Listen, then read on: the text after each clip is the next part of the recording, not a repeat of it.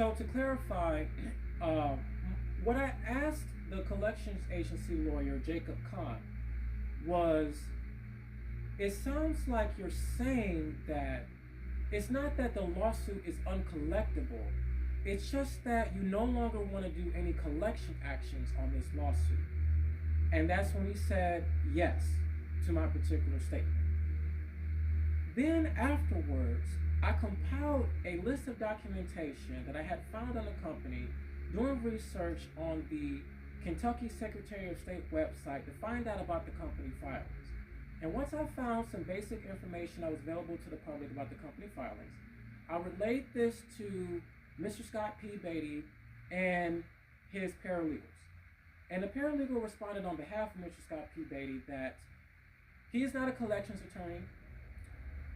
They're going to relay the information to him, and they will do something about it. I don't believe that their email indicated any particular follow-up they were going to do.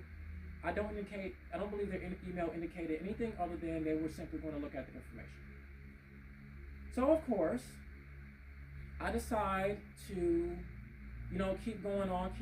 I keep looking up the case in OPA, just kind of realizing, okay, they're really not doing anything. So then I decide to go attempt to contact the collections lawyer.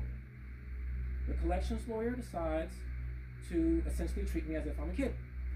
And so I missed one meeting with that collections lawyer, and they completely hand-waved me, and basically it was kind of like a fuck you energy.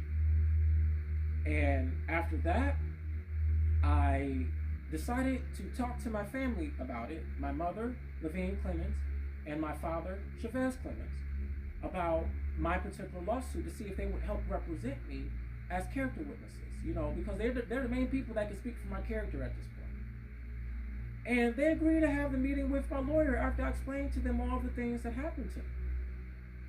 And then the day of the meeting comes, they meet with my lawyer. They show up almost 10-15 minutes late. So I already knew there was some funny business. And my car was having transmission issues at the time. So I almost was completely missed the meeting. And luckily I wasn't that late due to my car issues. So eventually we have the meeting.